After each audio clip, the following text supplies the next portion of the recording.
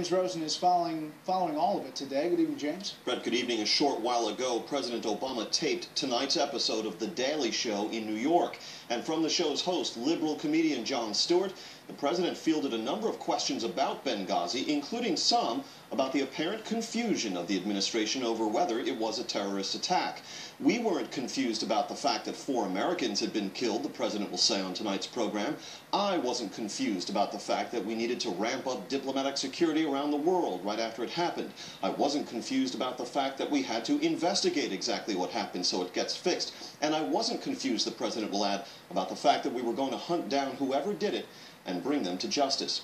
At another point in the interview, however, the president made a claim that seems untrue on its face and will likely attract additional scrutiny as the various investigations into Benghazi unfold. Quote, every piece of information that we got as we got it, we laid it out for the American people. In an interview with the CBS affiliate in San Francisco, Senate Intelligence Committee Chair Dianne Feinstein appeared to blame the Obama administration's shifting accounts of the Benghazi murders on the nation's top spy.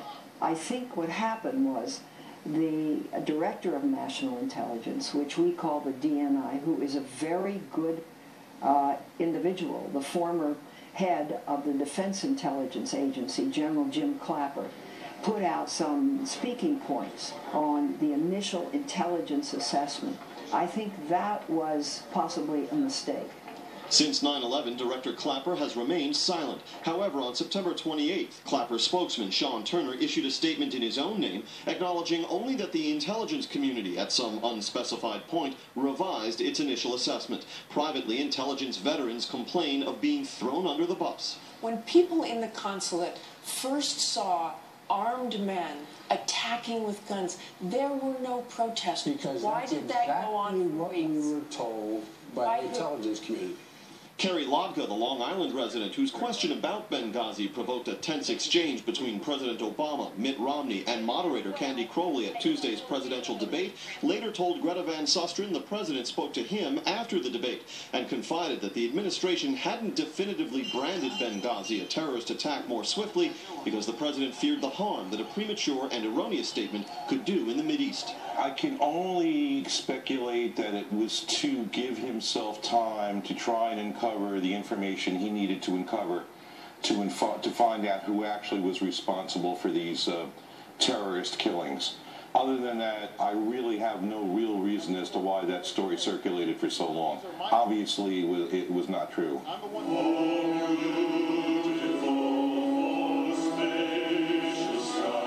And one day after a memorial service was held for her son in California, Chris Stevens' mother told an interviewer she's heard nothing from the White House. Do you feel like your questions have been answered? I mean, you have to know something about something in order to have questions about it. And I don't know enough, really, to ask questions. And how much does it matter to you to know? Well, it doesn't bring him back, does it?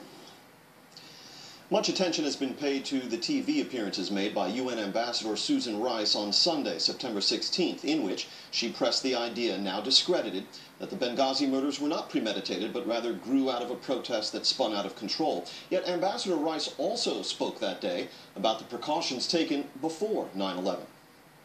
The security personnel that the State Department thought were required were in place.